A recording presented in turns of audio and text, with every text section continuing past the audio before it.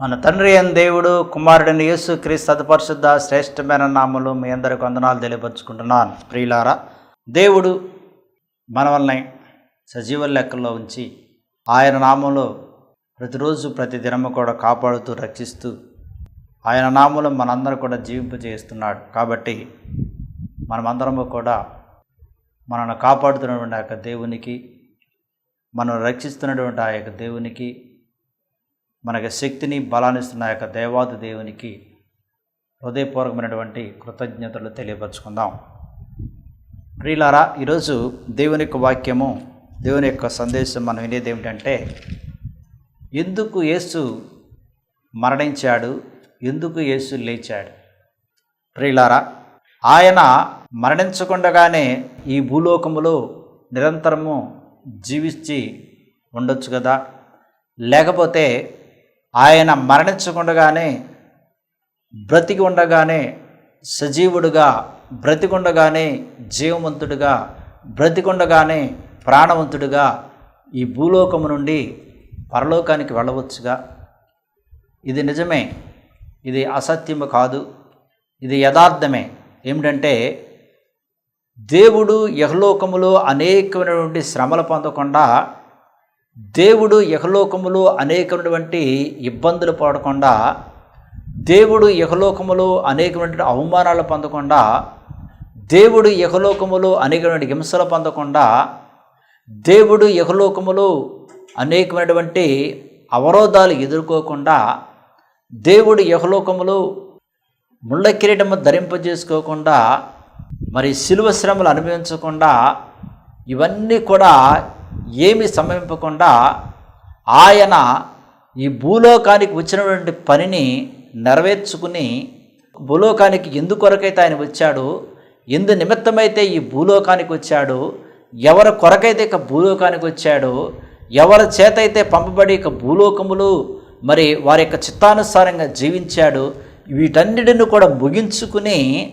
ఈ యొక్క శ్రమల నుంచి, ఈ యొక్క ఇబ్బందుల నుంచి, ఇక్కట్ల నుంచి వీటన్నిటిని కూడా వదిలివేసుకుని ఆయన సజీవముగానే, ఆయన జీవవంతుడుగానే, ఆయన మరణాన్ని అనుభవించకుండగానే, ఆయన మరి రక్తాన్ని కార్చకుండగానే, ఆయన యొక్క పరిశుద్ధమైన రక్తాన్ని యహలోకములు చిందించకుండగానే ఆయన ఈ యొక్క భూలోకము నుండి పరలోకానికి కొనుకోబడవచ్చు కదా, పరలోకానికి సజీవంగానే ఆయన వెళ్ళిపోవచ్చుగా. ప్రియులారా, ఇది దేవునికి సాధ్యమే. మరి ఎందుకని యేసుక్రీస్తు ప్రభు శ్రమలు పొందాడు, మరి ఎందుకని యేసుక్రీస్తు ప్రభు అవమానాలు ఎదుర్కొన్నాడు, మరి ఎందుకని యేసుక్రీస్తు ప్రభు శిలువ శ్రమలను అనుభవించాడు, మరి ఎందుకని యేసుక్రీస్తు రక్తాన్ని కార్చాడు, ఎందుకని యేసుక్రీస్తు ప్రభు మరి అనేకమైన హింసలు పొంది ఉన్నాడంటే, ప్రియులారా, ఆయన మానవ రూపములు, మానవ ఆకారములు, రక్తమాంసలు ధరించుకుని నీలాగా నాలాగా ఈ భూలోకములో జీవించి, నువ్వు నేను పొందినటువంటి శ్రమలు, నువ్వు నేను పొందినటువంటి ఇబ్బందులు, నువ్వు నేను పొందిన ఇక్కట్లు ఆయన కూడా ఎదుర్కొని, మీరు కూడా మీ యొక్క జీవితంలో ఇటువంటి వస్తే మీరు అధైర్యపడవద్దు, ధైర్యముతో జీవించని తెలియపరచడానికి దేవుడు మనకన్నా ముందుగానే ఆయన మన కొరకు అనేకమైన శ్రమలు పొందాడు.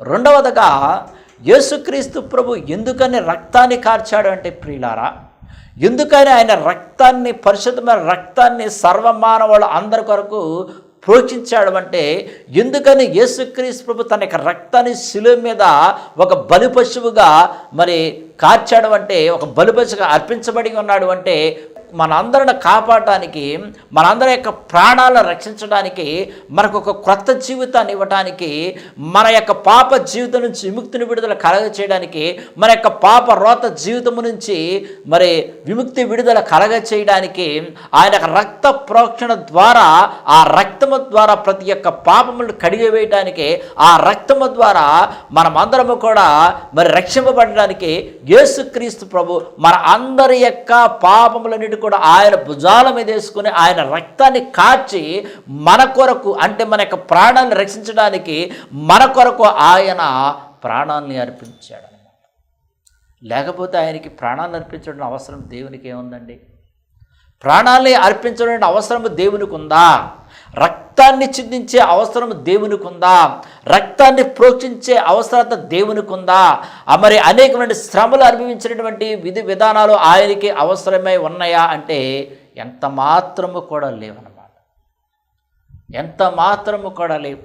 ఆయన మన కొరకు భూలోకములో అనేకమైనటువంటి శ్రమలు అనుభవించాడు. అందుకని యేసుక్రీస్తు ప్రభు ఈ భూలోకములో ఇన్ని శ్రమలు పొంది మన కొరకు ఆయన మరణించాడు అన్నమాట. ప్రియులారా, ఆయన మరణించకపోతే, ఆయన శరీరపరమైన మరణాన్ని పొందకపోతే, ఆయన శరీరపరమైన శ్రమలు పొందకపోతే, అందుకని మన లేఖన భావన కూడా చూసుకున్నట్లయితే మనుష్య కుమారుడు అనేకమైనటువంటి శ్రమలు పొంది ఆయన హింసించి ఆయనని చిత్రహింసలు పెట్టి ఆయన చంపుతారు అని యేసుక్రీస్తు ప్రభు ముందే స్వయంగా తన యొక్క శిష్యులకు కూడా చెప్పి ఉన్నాడు. ప్రియులారా, ఆయన ముందే చెప్పి ఉన్నాడు. ఆయన సర్వమానవాళ్ళ అందరి కొరకు అనేకమైన శ్రమలు పొందిన తర్వాత మూడో నాడు సజీవంగా లేస్తాడు అని యేసుక్రీస్తు ప్రభు ముందుగానే మరి చెప్పి ఉన్నాడు. అందుకని యేసుక్రీస్తు ప్రభు మరి ఆయన శారీరకపరమైన శ్రమలు కూడా అనుభవించాడు. అది మార్కు సువార్త 15వ అధ్యాయము 24వ వచనం చదువున్నట్లయితే, వారు ఆయనను సిలువేసి ఆయన వస్త్రముల భాగం ఎవనికి రావిలను చీట్లు వేసి వాడిని పంచుకొనిరి. ఆయన సిలువేసినప్పుడు పగలు 9 గంటలు ఆయను మరియు యూదుల రాజైన యేసు అని ఆయన మీద మోపడిన నేరమును వ్రాసి పైగా నుంచారు. చూడండి ప్రియులారా, మరి ఆయన సిలువ వేశారు. అందుకని మరి యేసుక్రీస్తు ప్రభు సిలువ వేయటానికి, యేసుక్రీస్తు ప్రభు సిలువ మీద అనేకమైనటువంటి శ్రమలు కూడా ఆయన అనుభవించాడనమాట. ఎవరి కొరకంటే మన కొరకు అనుభవించాడు. అది శారీరకమైనటువంటి శ్రమలు అనుభవించాడు. యోహాను సువార్త 17వ అధ్యాయం 1 చదవండి. యేసు ఈ మాటలు చెప్పి ఆకాశం కనులెత్తి ఇట్లని, తండ్రి, నా గడియ వచ్చున్నది. నీ కుమారుడిని మహింపరచినట్టు నీ కుమారుని మహింపరచుము.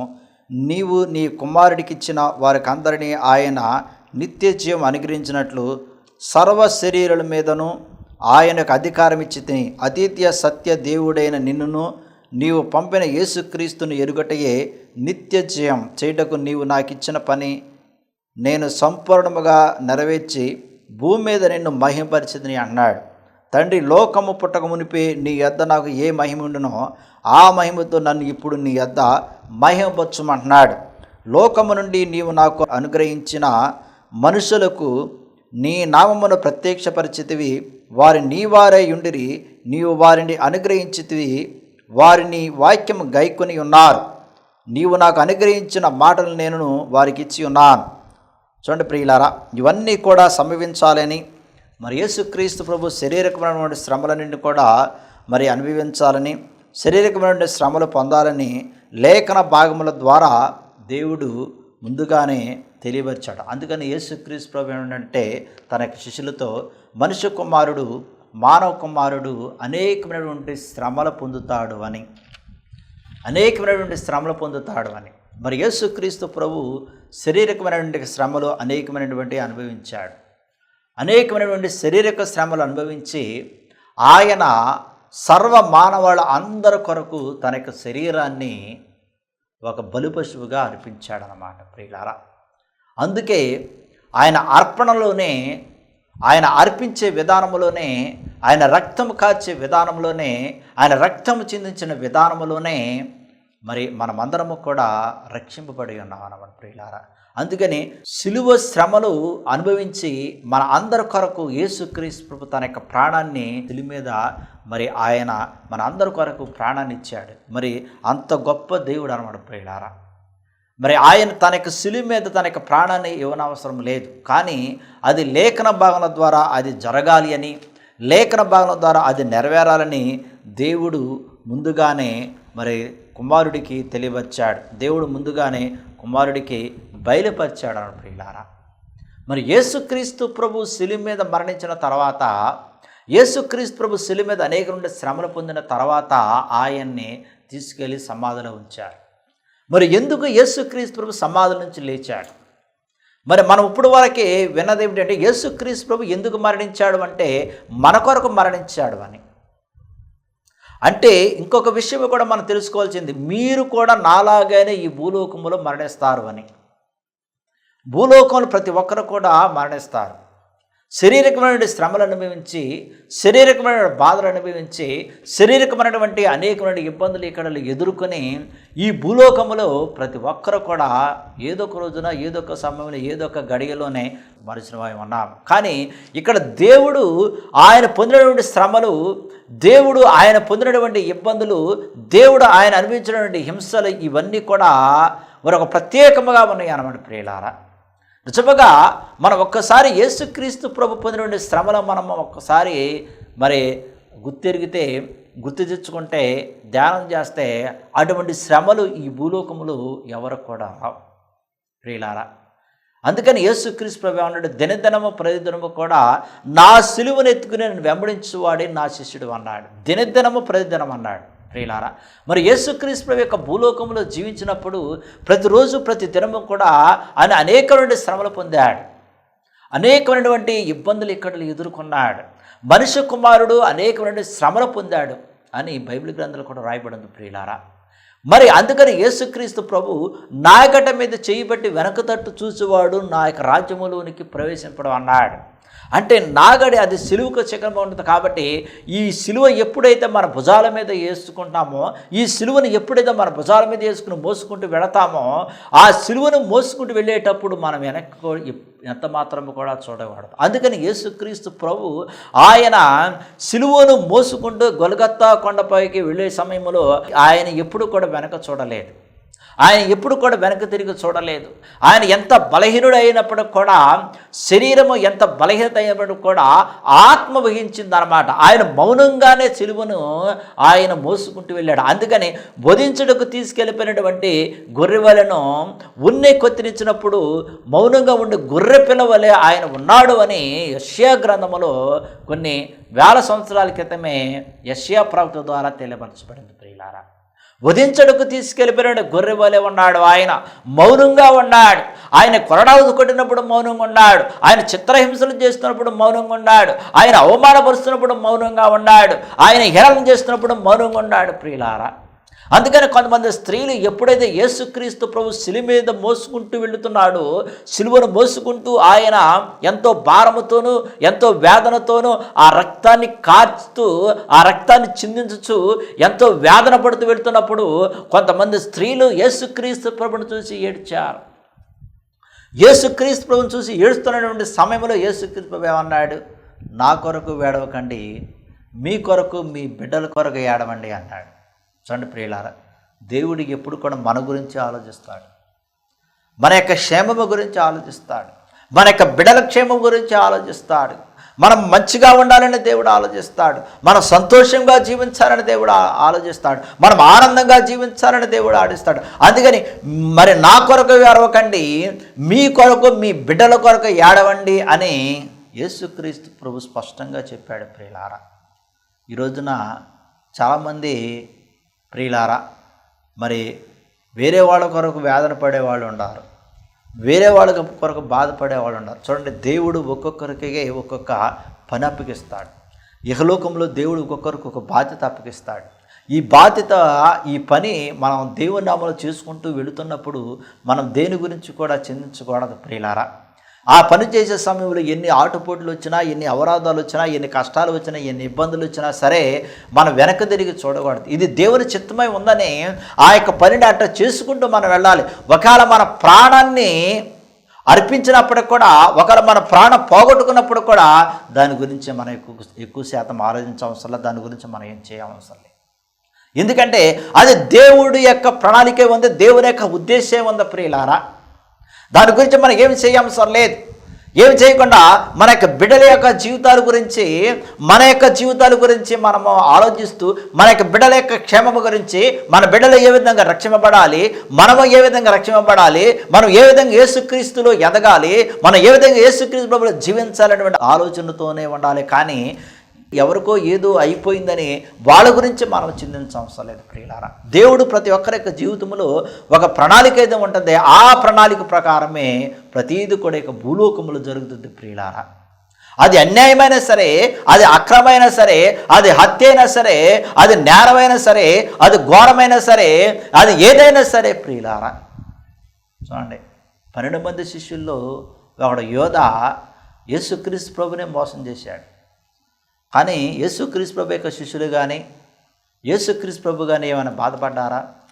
యేసుక్రీస్తు పలుమార్లు పలు విధాలుగా హెచ్చరించాడు యోధాని. యోధా, నువ్వు పుట్టకపోతే బాగుండనేమన్నాడు. మీలో ఉన్నవాడే నన్ను పట్టిస్తాడని యేసుక్రీస్తు ప్రభు స్వయంగా తన యొక్క శిష్యులకు కూడా చెప్పాడు.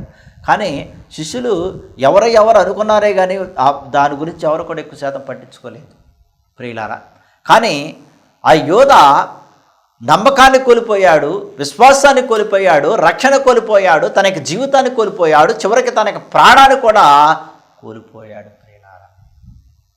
కాబట్టి మన ప్రాణాన్ని మనం రక్షించుకోవాలి అంటే, మన యొక్క జీవితాన్ని మనం రక్షించుకోవాలంటే, మన రక్షింపబడి మన యొక్క జీవితాన్ని కొనసాగింపబడాలి అంటే యేసుక్రీస్తు ప్రభు నామములో మనము మన గురించే దేవునికి ప్రార్థన చేయాలి. మన బిడ్డల గురించే మన దేవునికి ప్రార్థన చేయాలి. అందుకని యేసుక్రీస్తు ప్రభు చెప్పాడు, నా కొరకు మీరు ఏడవద్దు, నా కొరకు మీరు చింతించవద్దు, తండ్రి యొక్క చిత్తాన్ని నేను నెరవేరుస్తున్నాను. ఇది నా యొక్క తండ్రి నా యొక్క జీవితంలో ఒక ప్రణాళిక అనేది ఏర్పాటు చేశాడు. తండ్రి యొక్క జీవితాన్ని నెరవేర్చడానికి నా యొక్క విధి, నా కర్తవ్యం యేసుక్రీస్తు ప్రభు చెప్పాడు ప్రియులారా. ఈ భూలోకానికి ఆయనకి ఎందుకు వచ్చాడు అంటే తండ్రి యొక్క చిత్తం నెరవేర్చడానికే. అంటే సిలువ మోయటము, సిలువ శ్రమలు అనుభవించడము, కొడలతో కొట్టించుకోవడము, తలపై ముళ్ళ కిరీటం ధరింపజేసుకోవడం, మొహం మీద ఉమ్మేసుకోవడము, చేతులపై మేకులతో కొట్టించుకోవడం, మరి ప్రకటెముకలతో బళ్ళెముతో పొడిపించుకోవడము, కాళ్ళపై మేకులతో కొట్టించుకోవడము, ఇవన్నీ కూడా అనుభవించాలి అని తండ్రి ఎప్పుడూ కుమారుల పక్షముగా ఒక ప్రణాళిక కలిగి ఉన్నాడు. అంటే తండ్రి కుమారుడికి సమస్తమంతా కూడా తెలియపరిచాడు, ఇవన్నీ కూడా నువ్వు అనుభవిస్తావన్నాడు. అందుకని యేసుక్రీస్తు ప్రభు ఆయన మానసికంగాను, శారీరకపరంగాను, ఆధ్యాత్మికంగాను సిద్ధపాటు అయ్యాడు. గెత్సెమనే తోటలో ఆయన ఊరినే ప్రార్థన చేశాడు అనుకున్నారా? ఊరిన వెళ్ళి ఏదో టైంపాస్కి ఏదో సమయం ఉందిగా, ఏదో రోజు వెళ్తా కదా, లేకపోతే అప్పుడప్పుడు వెళ్ళి ఏమైనా ప్రార్థన చేయాలని వెళ్ళాడా ప్రియులారా? అట్లా కాదు. ఆయనకి తెలుసు ఆయన ఏ విధంగా చిత్రహింసలు చేస్తారు. ఆయనకి తెలుసు. సమస్తం ఎరిగిన వాడు యేసుక్రీస్తు ప్రభు. బోధ భవిష్యత్ వర్తమాన కాలం ఎరిగిన వాడు, హృదయ ఆలోచన ఎరిగిన వాడు, హృదయ తలంపులు ఎరిగిన వాడు, సమస్తం ఎరిగిన వాడు యేసుక్రీస్తు ప్రభు. కాబట్టి ఆయనకి తెలుసు. అందుకని ఆయన శారీరక పరంగాను, ఆధ్యాత్మిక పరంగాను, మానసికంగాను అన్ని విధాలుగా ఆయన సిద్ధపాటు అవ్వడానికి, అన్ని విధాలుగా ఆయన తయారవ్వడానికి గెత్సెమనే తోట నుండికి వెళ్ళి అక్కడ ప్రార్థన చేశాడు ప్రియులారా. అందుకని తర్వాత యేసుక్రీస్తు అన్నాడు, ఆత్మ వహిస్తుంది, శరీరం బలహీనంగా ఉందన్నాడు. ఎందుకని శరీరంగా బలహీనంగా ఉందన్నాడు అంటే, ఆయన మనిషి రూపంలో ఉన్నాడు ఈ భూలోకంలో.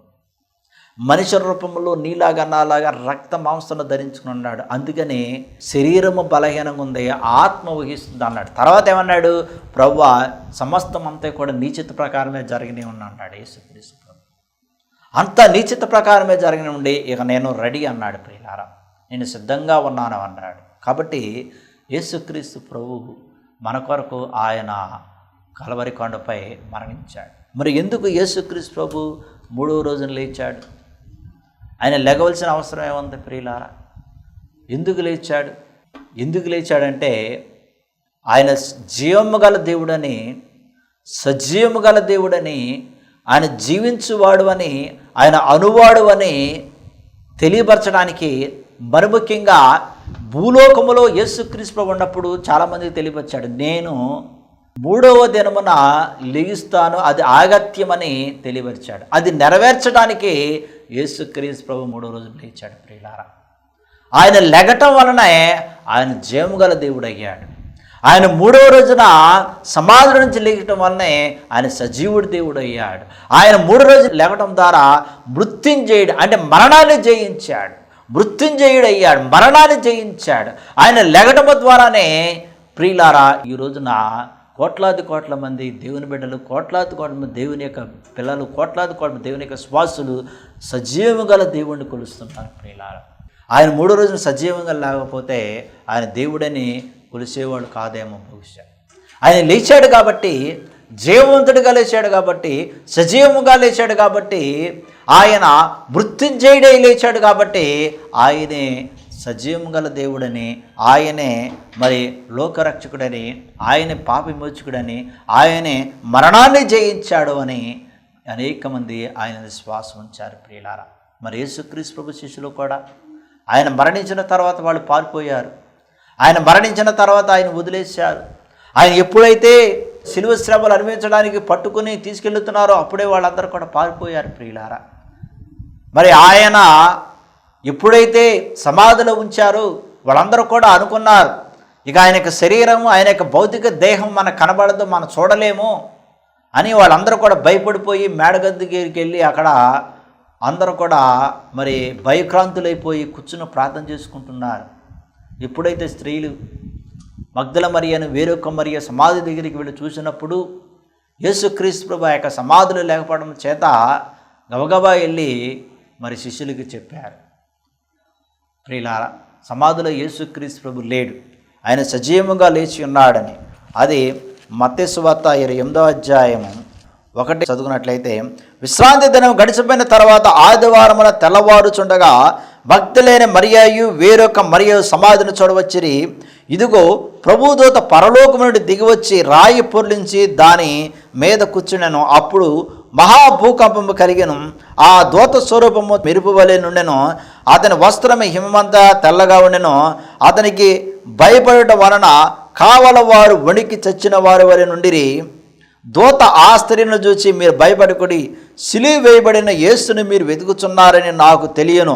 ఆయన ఇక్కడ లేడు, తాను చెప్పినట్లే ఆయన లేచి ఉన్నాడు. రండి, ప్రభు పడుకొని స్థలము చూచి త్వరగా వెళ్ళి ఆయన మృతుల్లో నుండి లేచి ఉన్నాడని ఆయన శిష్యులకు తెలియజేయుడి అని వాక్యం రాయబడింది. ప్రియులారా చూడండి, త్వరగా వెళ్ళి శిష్యులకు తెలియవచ్చండి ఆయన సమాధిలో లేడు అని, ఆయన సమాధిలో లేడు, ఆయన సజీవముగా లేచి ఉన్నాడు అని, ఆయన జీవవంతుడిగా లేచి ఉన్నాడని, ఆయన మృతుల్లో నుండి లేచి ఉన్నాడు అని. చూడండి, త్వరగా వెళ్ళి శిష్యులకి తెలియపరచండి అన్నాడు. ఒకవేళ యేసుక్రీస్తు ప్రభు సమాధి నుంచి లేకపోతే ప్రియులారా దేవుని యొక్క ప్రణాళిక, దేవుని యొక్క ఉద్దేశం మొత్తం కూడా మరి అన్నీ కూడా ఎలా ఉండేయంటే ఏమీ జరగనట్టుగాను మరి ఏమీ అవనట్టుగా ఉండేవి అన్నమాట. చూడండి, నిజంగా ఆయన సమాధుల్లో అట్లాగా ఉంటే లేవకుండా ఉంటే మరి స్వార్థను ఎవరు నమ్మేవాళ్ళు, దేవుని మాటలు ఎవరు నమ్మేవాళ్ళు?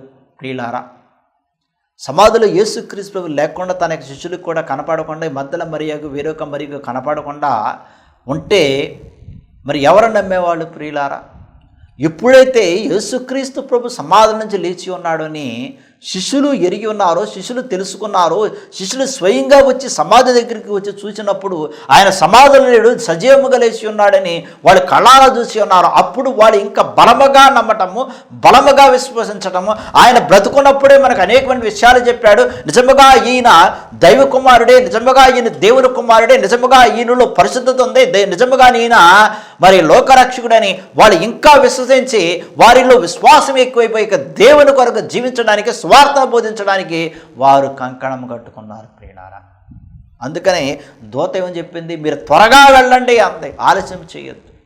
వాళ్ళు కలవరపడుతున్నారు, వాళ్ళు భయపడుతున్నారు, శిష్యులు భయపడుతున్నారు, శిష్యులు కలవరపడుతున్నారు.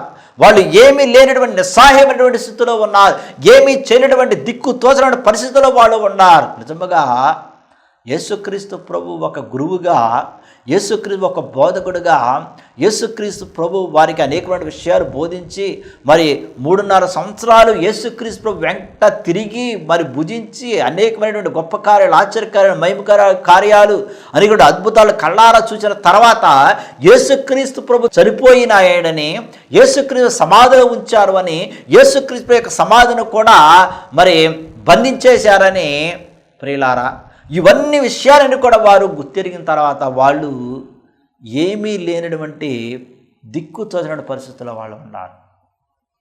వారు బలహీనులైపోయారు, వారిలో జీవం లేదు, వారిలో శక్తి లేదు, వారిలో బలం లేదు. భయముతోనూ, వేదనతోనూ, ఆందోళనతోనూ, అనేకమైన ఆలోచనతోనూ ఏమి చేయాలో, ఎలా జీవించాలో, ఎలా ఉండాలో.